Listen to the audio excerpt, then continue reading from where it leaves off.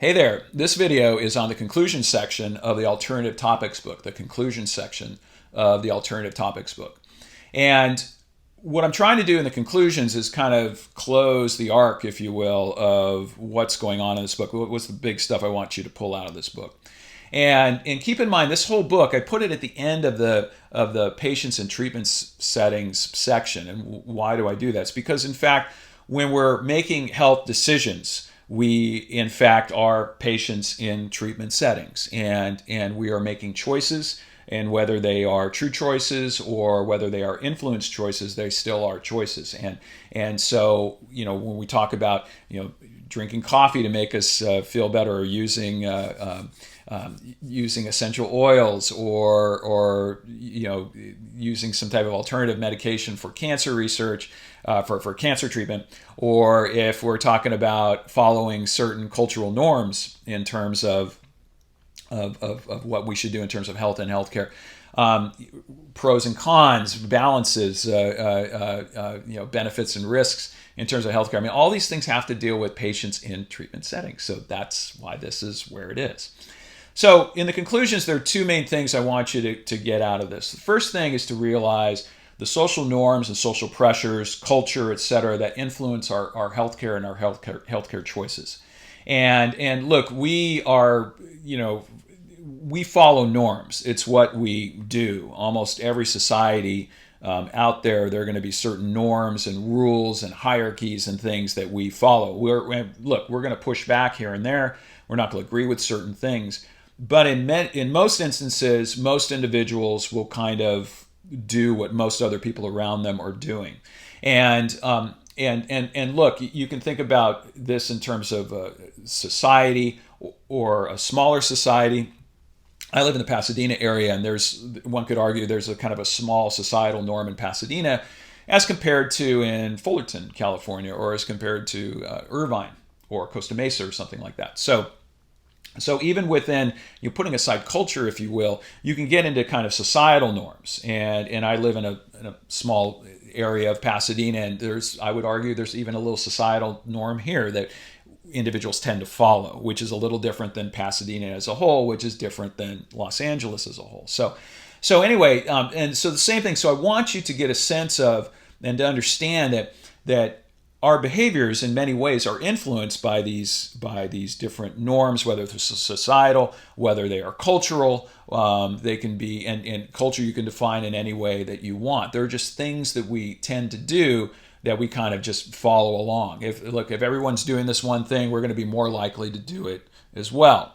And so that's a big thing. And again, where do we get information from in terms of health and healthcare? Well, we get it from individuals we hang out with and things that we do. And so you can almost think of all, the healthcare that we're aware of and what we end up doing, that comes from these very specific channels, if you will. So whether the channels are media channels, literally, where maybe you just watch MSNBC, or maybe you just watch Fox for news. It's like, well, that's going to go ahead and, if you will, create kind of a norm that you're going to be more likely to follow. Okay, so and then from there, you're going to have other people who are like you that are doing certain things. You're going to be more likely to do those things too. We tend to like people who are similar to us. And when I used to teach social psychology, that was a big thing. It's like, look around, make a list of your friends and create circles of what's going on with these things. And chances are most people around you have similar attitudes. They have certain behaviors. Look, if you're very sports-minded, you're going to have a whole bunch of, not all your friends, but a lot of your friends are going to be very sports-minded. And if you're very much into the arts, a lot of your friends are going to have something to do with the arts. And the attitudes associated with individuals for sports or the arts or you name it, those attitudes are all going to be very similar too. If you tend to be fairly liberal, most of your friends are going to be fairly liberal. If you're conservative, probably most of your friends are conservative too. If you're this, then most of your friends. So as individualistic as we think we are, in fact, if you take a step back, it's like, maybe not so much. Okay, and again, there are these kind of norms in there that we tend to follow, and that includes for healthcare and remedies, and again, where we get into information, etc. And I write this in this conclusion section. Look, if you think, oh no, I'm an individual, I do what I want. Again, I could point to classic experiments done in psychology, whether it's Solomon Asch's studies, whether it is Zimbardo's prison study, or Bandura's study on learning behavior and kids hitting bobo clowns. It's like, yeah, well, you tend to do what you see other people doing. So that includes healthcare and what we end up doing. So if I surround myself with people who tend to utilize alternative medications, then chances are I'll be probably more likely to do alternative medications. If I surround myself with individuals who will not do that stuff at all, chances are I'm not going to do that stuff at all either. So that influences what we do, this idea of who we know, what we know, that type of thing. There's also this thing, I won't assess you on it, but the term I believe is confirmation bias. And but again, we're going to look for information that's going to confirm things that we already believe. And I can get into issues of cognitive dissonance theory as well, where we want here's I'm running into information that doesn't agree with what's going on here, so I'm going to look for stuff that's only going to support what I want to reach consonance. But that's something I won't cover either. In a class lecture, I do, and then students go, "Oh, wow, that's pretty interesting." And but in these short videos, won't do it. Okay, so that's but just think social. Think of this again. We live it as we're these social animals. Our behavior is influenced in part by the environment, so the person-environment interaction. And when we talk about the environment, we're talking about the not only the physical environment, we're also talking about the social environment. So that influences what we do. So the second thing is going to be this idea of striving for health stability and predictability. I can't underscore this enough. Look, we humans like predictable things. Okay, we like to know that in the morning the sun's going to rise and at night the sun's going to set, and we can set our clocks to it, right? And we want to know. We like schedules. We like this. If you there basically most of the developmental psychology research underscores that children, age whatever through about 16, 17, even 18, like structure. They may push back on it, especially adolescents, but generally this idea of structure kind of keeps things in check. Things are predictable. We know when things are going to happen here and here and here, and it reduces anxiety. Why does it reduce anxiety? Because we know that things are going to happen here, here, and here, and here. I mean, if you always have dinner at 7 p.m. at night, growing up, then chances, when dinner is. It reduces your stress. You're not worried about, well, when am I going to eat? How am I going to eat? I need to do this. And that may be a silly example, but it really underscores this idea of predictability and stability. Okay, so the same comes with health. If we come down with an ailment, okay, we want to know how to treat it. We want to know where to go to treat it. We want to know what the options are.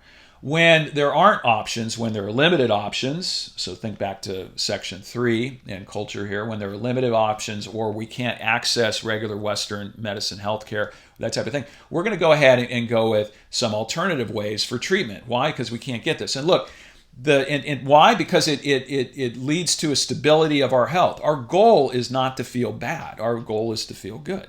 So what we're going to do is, if I can't get in to see my general practitioner when I have an issue, I'll probably be one of the first people going over to Whole Foods or some other area to go to the health food section and see, well, what remedies are here, to start looking things up on the internet in terms of cures. How can I get myself well? How can I feel better because I can't get in to go see my healthcare provider?